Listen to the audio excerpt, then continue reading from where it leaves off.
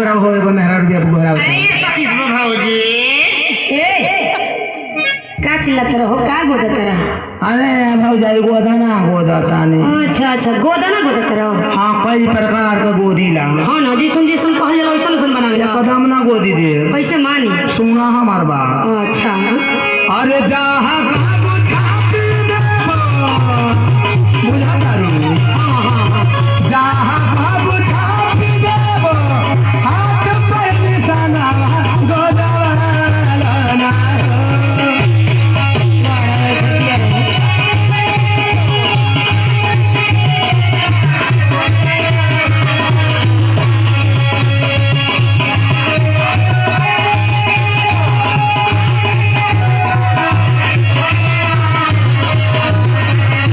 जहाँ काबू छापी देबो हाथ पर निशाना गोदावाला ना गोदावाला ना मालकिनी तू गोदाना गोदावाला ना मालकिनी तू